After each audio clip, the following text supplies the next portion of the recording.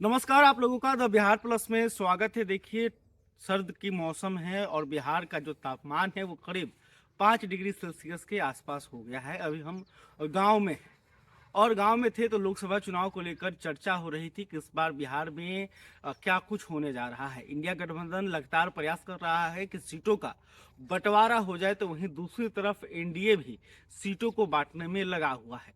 लेकिन अब खबर निकलकर जो सामने आ रही है वो चौंका देने वाली है। दरअसल महाराजगंज लोकसभा जो सीट है वो चिराग पासवान के खाते में जा सकता है।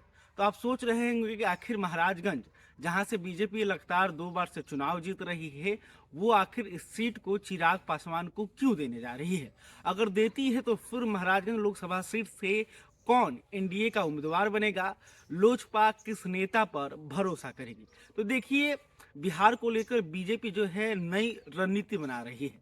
इसके तहत लोजपा के जो कुछ वर्तमान सीटें हैं वहां से भाजपा अपना उम्मीदवार देने जा रही है। जैसे कि वैशाली लोकसभा सीट को लेकर चर्चा है कि वैशाली से अब की बार जो है भाजपा चुनाव लड़ना चाहती है। इसके लिए चिराग पासवान से वैशाली सीट मांगा जा रहा है।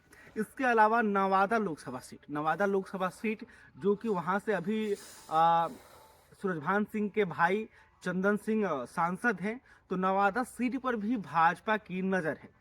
और नवादा सीट से पहले भी बीजेपी के सांसद रहे हैं, तो नवादा सीट से एक बार फिर जो है बीजेपी चुनाव लड़ना चाहती है। तो ऐसे में अगर बीजेपी को लोजपा 2 सीटें दे रही है तो फिर उसके बदले में जो है लोजपा ने महाराजगंज सीट की भी मांग की है। तो महाराजगंज सीट को लेकर यह चर्चा है और यहाँ के जनता के बीच भी यह चर्चा है कि इस बार यहाँ से लोजपा चुनाव लड़ सकती है। तो लोजपा चुनाव लड़ती है तो फिर यहाँ से कौन उम्मीदवार हो सकता है, चिराग पासवान किस पर भरोसा जता सकते हैं। तो ऐसे में जो पहला नाम है वो है तारकेश्वर सिंह का। तारकेश्वर सिंह जो है पूर्व विधायक रह चुके हैं। इस 2020 के विधानसभा चुनाव में लोजपा के टिकट पर उन्होंने बनियापुर से चुनाव भी लड़ा था। अच्छा खासा वोट मिला था, लेकिन उन्हें सफलता नहीं मिली थी। लेकिन महाराजगंज लोकसभा के नजरिए से तारकेश्वर सिंह जो हैं एक फिट उम्मीदवार बैठते हैं।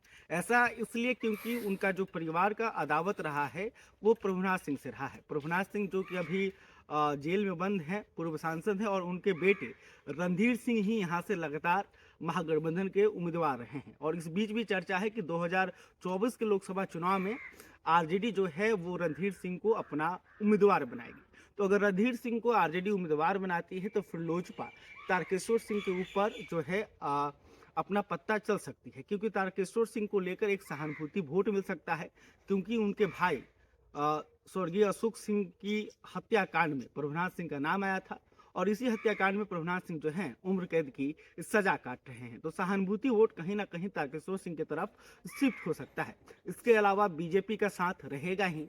लोजपा होने के नाते जितने भी पसवान वोटर हैं वो तारकेश्वर सिंह के साथ जाएंगे, या यूं कहें कि दलितों का वोट भी जो है एनडीए के पाले में आसानी से जा सकता है। तो ये सीट कहीं ना कहीं एनडीए के लिए सेफ हो सकता है। लेकिन चर्चा है कि फिर वर्तमान सांसद जनार्दन सिंह सिग्रीवाल का क्या होगा, सिग्रीवाल किधर जाएंगे, क्या बीजेपी इस सीट को छोड़ देगी। और बीजेपी इस सीट को छोड़ती है तो लोजपा क्या सिर्फ तारकेश्वर सिंह या फिर कोई अन्य, जैसे कि अभी उमाशंकर सिंह के बेटे हैं, उनकी भी चर्चा है कि वो भी जो है लोजपा की तरफ जा सकते हैं। इसके अलावा एक मनोज सिंह नाम है, अच्छे खासे पैसे वाले हैं। मनोज सिंह भी लगातार लोजपा से जुड़े हुए हैं, चिराग पासवान के काफ़ी करीबी माने जाते हैं। तो देखना होगा महाराजगंज में क्या कुछ होता है।